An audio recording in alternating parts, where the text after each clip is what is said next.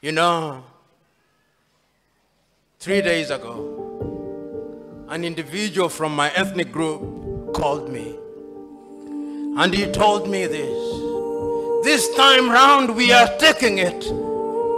And I said, who are we? And he told me, don't you know? I knew what he was saying, of course. And immediately I told him, never ever appeal to my ethnic sensibilities. I did not go to school that I vote individuals because they come from my ethnic group.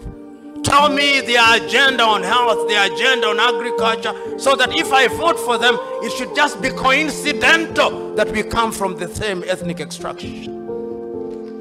I'm submitting to us that even you, the electorate, when you are called upon to vote right.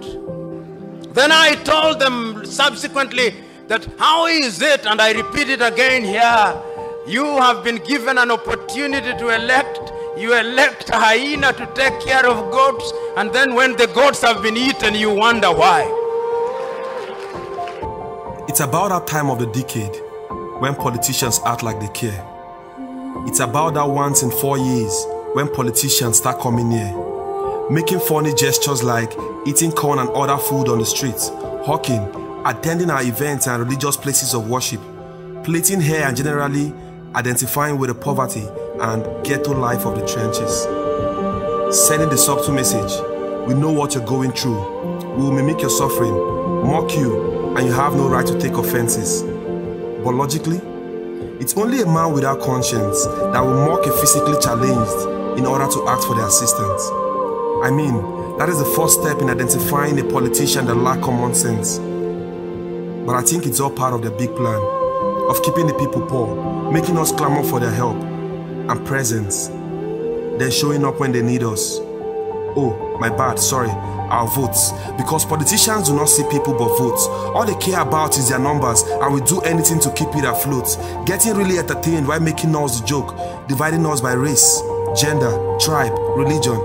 When it's time for election, they make policies that affect us collectively, punishing us as a people, regardless of how we have been divided. And don't forget the ripple effect this have on the next generation.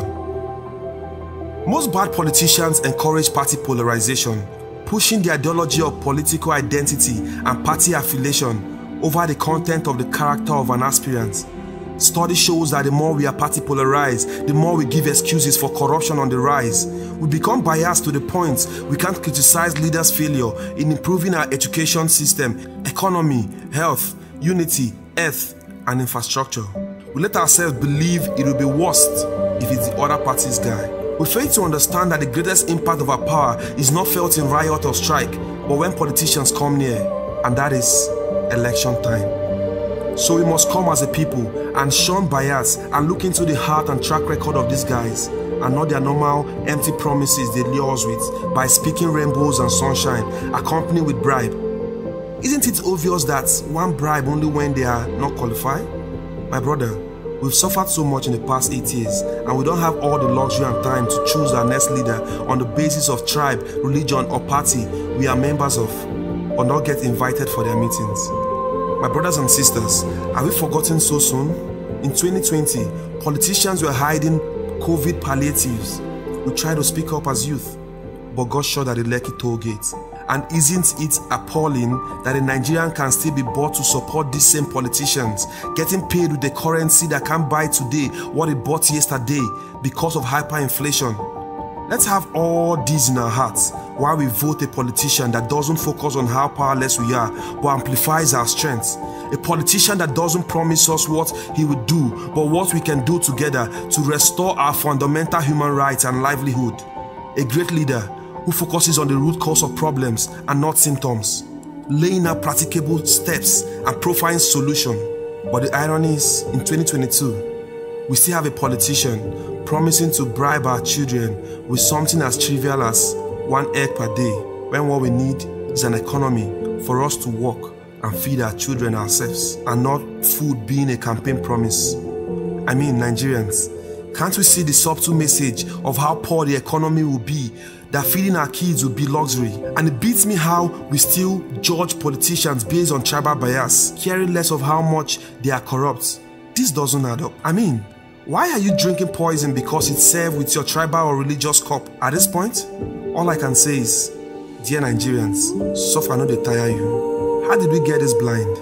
A politician promising to give office to a tribe when it's done, like with some prostitute he referred to a friend when he's done banging. I don't know about you, but I'm tired of being a pawn, even worse than black, being treated like a slave, even in my father's land. At this point, all we need is a leader, not just a politician. Someone who will stabilize our failing economy, heal our sick health system, educate our ignorant education system, and generally put Nigeria on a path to positive growth and revitalization. And if we don't want to do this for us, let's do it for our children and the next generation, for our safety, our lives, and the life of those we love. This is the time to exercise our right to vote and protect our votes, using all we got and our exposure to technology.